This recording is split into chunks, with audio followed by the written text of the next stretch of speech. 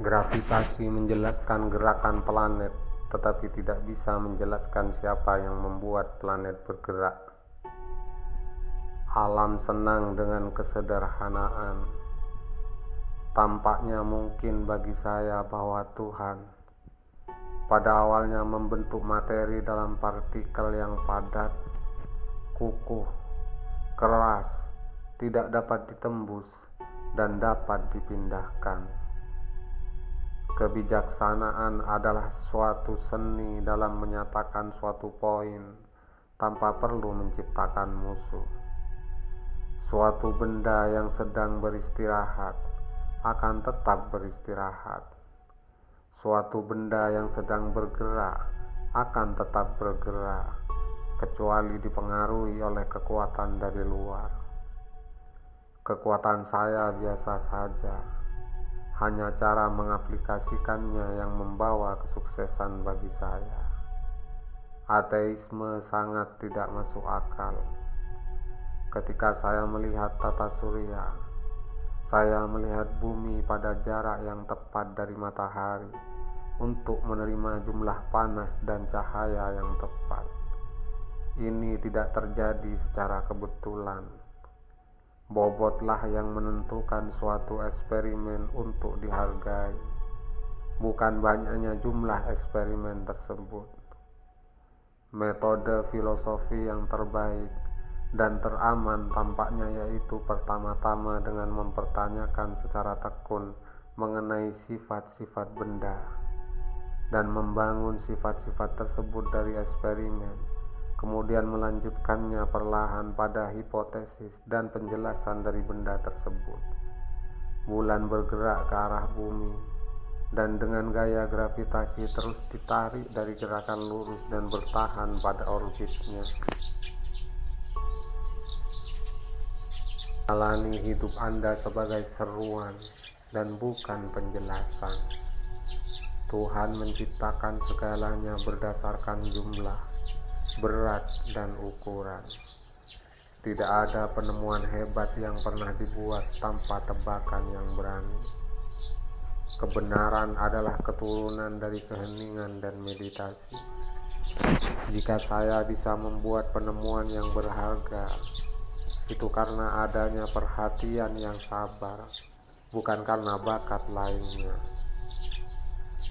Kebenaran ditemukan dalam kesederhanaan, bukan dalam keberagaman dan kebingungan dari suatu hal.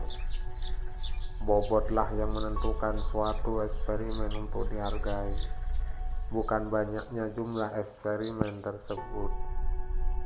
Kesalahan tidak ada dalam seni, tetapi sesuatu yang disengaja dibuat.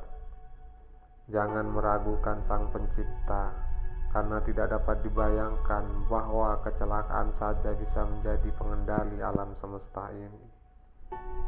Plato adalah teman saya, Aristoteles adalah teman saya, tapi sahabat terhebat saya adalah kebenaran. Orang manusia dapat membayangkan hal-hal yang salah, tetapi dia hanya dapat mengerti hal-hal yang benar. Karena jika hal-hal tersebut salah, maka pemahaman mereka bukanlah pengertian. Sebuah gairah pada kalkulus dapat menciptakan dunia yang baru. Kekuatan yang melekat pada materi adalah kekuatan untuk melawan, di mana setiap orang sejauh mungkin bertahan pada tempatnya, baik beristirahat atau bergerak lurus secara seragam ke depan. Saya seperti anak laki-laki yang bermain di pantai laut dan mengalihkan diri saya sekarang dan kemudian menemukan kerikil yang lebih halus atau cangkang yang lebih cantik daripada biasanya. Sementara lautan kebenaran yang besar terbentang di hadapan saya. Dengan tidak adanya bukti lain, ibu jari saja akan meyakinkan saya tentang keberadaan Tuhan. Apa yang kita ketahui adalah setetes air. Apa yang tidak kita ketahui adalah lautan. Bagi saya, Tidak pernah ada sumber yang lebih tinggi dari kehormatan atau perbedaan duniawi daripada yang berhubungan dengan kemajuan dalam sains. Dia yang berpikir dengan setengah hati tidak akan percaya pada Tuhan, tapi dia yang benar-benar berpikir pasti percaya pada Tuhan.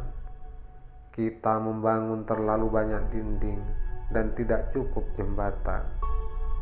Jika saya telah melihat lebih jauh daripada yang lain, itu karena berdiri di atas bahu para raksasa. Menjelaskan semua alam adalah tugas yang terlalu sulit untuk satu orang atau bahkan untuk satu usia. Jika saya telah melihat lebih jauh dari yang lain, itu adalah dengan berdiri di atas bahu raksasa. Bagi diriku sendiri, aku hanyalah seorang anak kecil yang bermain di pantai, sementara lautan kebenaran yang luas terbentang di hadapanku. Kebijaksanaan adalah seni membuat poin tanpa membuat musuh.